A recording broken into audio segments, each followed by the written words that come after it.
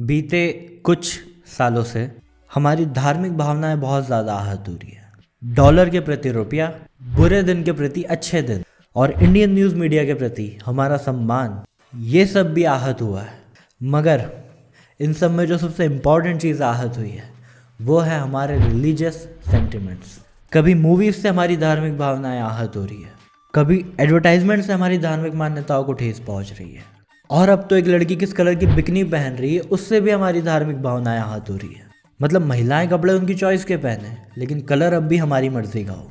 Homo sapiens से evolve होकर अब हम लोग होमोफोबियंस की ओर बढ़ चले हैं। जॉन एलिया साहब का एक शेर है, अब नहीं कोई बात खतरे की, अब सभी को सभी से खतरा है। हमारे राष्ट्रीय ध्वज का सैफरॉन कलर इस देश की पावर, सेक्रीफाइस और करेज को रिप्रेजेंट करता है। जब हम इस धरती का, इस मिट्टी का सैफरॉन रंग से रंगा इतिहास देखते हैं तो हम पाते हैं कि राजा महाराजा भगवा ध्वज लेकर युद्ध पर जाते थे और वो ध्वज दुश्मन के सीने में गाड़ कर आते थे। इस वीरता, इस बलिदान, इस शौर्यता को रिप्रेजेंट करता है वो रंग। Now back to present.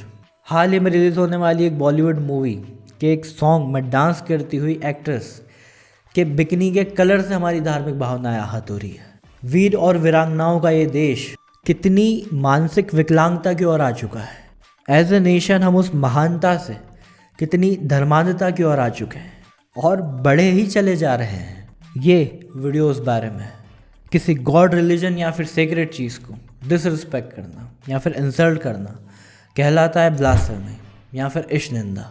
Blasphemy को एज ए क्राइम कंसिडर करके दुनिया के अराउंड 69 देशों में ब्लास्फेमी प्रोहिबिशन लॉज हैं।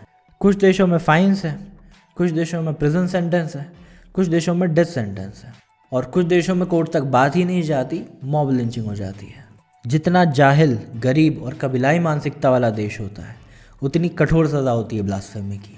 अब ऐसा मैंने इसलिए कहा क्योंकि डेवलप्ड नेशंस और ब्लास्फेमी एक दूसरे से डायरेक्टली प्रोपोर्शनल है। वो कंट्रीज जहाँ पर ब्लास्फेमी अलाउड है, जहाँ इश्क निंदा करना कोई क्राइम नहीं है, वो डेवलप्ड नेशंस हैं आज की डेट में, जैसे France, Iceland, Norway, Finland, Canada, Switzerland. अब उन कंट्रीज़ को देखते हैं जहाँ पर ब्लास्फेमी लॉज बहुत सीरियसली फॉलो किए जाते हैं। Pakistan, Nigeria, Somalia, Afghanistan, Iran. इन देशों के बारे में मुझे बोलने की ज़रूरत भी नहीं है, इनकी हालत का अंदाज़ा आप इनके नाम से लगा सकते हो। अब हम पर है कि हमें नॉर्वे और न्यूजीलैंड जैसे देशों में आना है या फिर पाकिस्तान और ईरान जैसे। इस टॉपिक से जुड़े कुछ कॉन्ट्रोवर्शियल टीवी एडवर्टाइजमेंट्स को देखते हैं। डाबर कंपनी ने अपने फेम क्रीम के ऐड में एक लेस्बियन कपल को करवा चौथ मनाते हुए दिखाया, जो कि LGBTQ कम्युनिटी को सपोर्ट करने के लिए था। फैब इंडिया ने दिवाली के करीब अपना फैशन कलेक्शन निकाला और उसका नाम रखा जश्न रिवाज, जो दो कम्युनिटी के कोएग्जिस्टेंस को सेलिब्रेट कर रहा था। तनिष्क का एक्वतम ऐड, जो इंटरफेथ मैरिज को सेलिब्रेट कर रहा था। मान्यवर में आलिया भट्ट का कन्यादान वाला ऐड, जो इस थीम पर था कि औरत कोई चीज़ नहीं है जिसे आप दान कर दें। आमिर खान का रीसेंट ऐड, जिसमें वो घर जमाई बन के गृह प्रवेश कर रहा है। इन सब एडवर्टाइजमेंट्स में एक कॉमन बात है, ये सब कोई नई, कोई अच्छी, कोई प्रोग्रेसिव बात कर रहे हैं और सब किसी न किसी तरीके से पुराने रिचुअल्स को चैलेंज कर रहे हैं। मगर यही तरीका है सोसाइटी के प्रोग्रेस करने का, क्योंकि वो दूसरा तरीका कि पहले जो था वही अच्छा था, ये करते करते तो हम गुफाओं तक पहुंच जाएंगे। अब कुछ ब्लास्फेमी केसेस पर नज़र डालते हैं। फ्रांस के पेरिस में एक 18 साल के बच्चे ने अपने हिस्ट्री टीचर का गला रेत कर हत्या कर दी, क्योंकि उन्होंने फ्रीडम ऑफ एक्सप्रेशन टॉपिक समझाते हुए किसी प्रॉफिट का, किसी पैगंबर का कार्टून या फिर तस्वीर क्लास में दिखाई थी। 2014 पाकिस्तान, कुछ मुस्लिम्स की भीड़ ने कुछ क्रिश्चियंस को ब्लास्फेमी के इल्ज़ाम में लिंच कर दिया और बाद के इन्वेस्टिगेशन में पता चला कि उन्होंने ब्लास्फेमी जैसा कुछ भी नहीं किया था। ईरान में फ़िलहाल जो एंटी हिजाब प्रोटेस्ट चल रहा है, वहाँ पर भी कोई प्रोग्रेसिव बात है। वहाँ वुमेन राइट्स हैं जो रिलीजन से जाके टकरा रहे हैं। कुछ वक्त पहले उदयपुर में दो मुस्लिम एक्सट्रीमिस्ट ने एक टेलर का गला रेत कर हत्या कर दी। अब आप कहेंगे कि ये तो सारे एक ही रिलीजन के केसेस दिख रहे हैं। दूसरे रिलीजन के भी केसेस हैं, मगर उनमें फ़िलहाल इतनी क्रूरता, इतनी कबीलाई मानसिकता नहीं दिखती, फ़िलहाल नहीं दिखती। बाकी वो रिलीजन भी धीरे धीरे बढ़ रहा है उसी डायरेक्शन में कि वो लोग गला काट देते हैं, हम लोग चाकू भी ना मारे। इंडिया में कितनी सारी न्यूज़ इस टाइटल के साथ आती है कि man killed by mob for carrying beef. Assam के एक जू में शेर को बीफ खिलाया गया तो एक पॉलिटिकल पार्टी के लीडर ने कहा कि इससे हमारी धार्मिक भावनाएं आहत हो रही है। अब इनके सेंटिमेंट्स का ध्यान रखें तो शेर को भूखा मारना पड़ेगा। केदारनाथ मंदिर में एक श्रद्धालु पहुंचा अपने डॉग को लेकर। श्रद्धालु खुश है, डॉग खुश है, गॉड भी खुश है। फिर से दिक्कत है इन धर्म के ठेकेदारों को जो भगवान के बिहाफ पे बुरा मानते हैं। किसी भी ईश्वर को कोई तकलीफ नहीं है किसी भी जाति से या समलैंगिकता से या उस औरत से जो कि अपने मासिक धर्म में है। तकलीफ है इन धर्म के ठेकेदारों को। अब ब्लास्फेमी करना ही क्यों है? जिसके जो बिलीफ्स हैं, जैसे बिलीफ्स हैं, हमें उसकी रिस्पेक्ट करनी चाहिए। यहाँ एक बहुत बड़ी प्रॉब्लम है।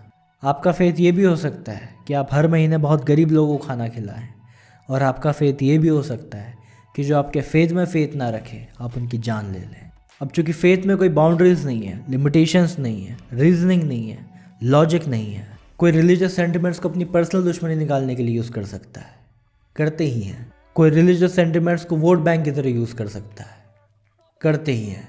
कुछ कंटेंट क्रिएटर्स पॉपुलैरिटी और व्यूज़ के लिए इसे यूज़ कर सकते हैं, करते ही हैं। Let me tell you blasphemy करना क्यों ज़रूरी है। राजा राम मोहन रॉय ने अगर ब्लास्फेमी नहीं की होती तो आज भी सती प्रथा के नाम पर ना जाने कितनी औरतों को जलाया जा रहा होता। ज्योतिबा फुले और सावित्रीबाई फुले ने अगर ब्लास्फेमी नहीं की होती तो इंडिया का सबसे पहला गर्ल्स स्कूल कैसे बनता। डॉक्टर भीमराव अम्बेडकर ने अगर ब्लास्फेमी नहीं की होती तो करोड़ों वंचित वर्गों को उनका अधिकार कैसे मिलता। डॉक्टर नरेंद्र दाभोलकर ने अगर ब्लास्फेमी नहीं की होती तो महाराष्ट्र में ब्लैक मैजिक पर बैन कैसे लगता। इस दुनिया में कोई सिस्टम, कोई अथॉरिटी, कोई पावर, कोई पर्सन या इंस्टीट्यूशन ऐसा नहीं होना चाहिए जिसे क्वेश्चन ना किया जा सके, जिसे चैलेंज ना किया जा सके। हर चीज़ पर सवाल पूछने की आज़ादी होनी चाहिए, मगर ऐसा है नहीं। कुछ धर्मांध लोग जो धर्म के नशे में अपना होशोहवास खो बैठे हैं, जिनमें सही और गलत को पहचानने की क्षमता बची नहीं है। कभी किसी बात के लिए, कभी किताब के लिए, कभी किसी जोक के लिए, कभी किसी निशान के लिए, किसी को मारने पीटने के लिए रेडी हो जाते हैं और बहुत सारे केसेस में मार भी देते हैं। देश में फ़िलहाल महंगाई है, बेरोज़गारी है, गरीबी है, भुखमरी है, करप्शन है, क्राइम रेट हाई है और क्राइम अगेंस्ट वुमेन की न्यूज़ अखबारों में ऐसे आती जैसे इश्तेहार हो। मगर उस आवाम को क्या फ़िक्र, क्या परेशानी, जहाँ ऐसे हालातों में भी सब चंगासी बोलने वाला चौकीदार हो।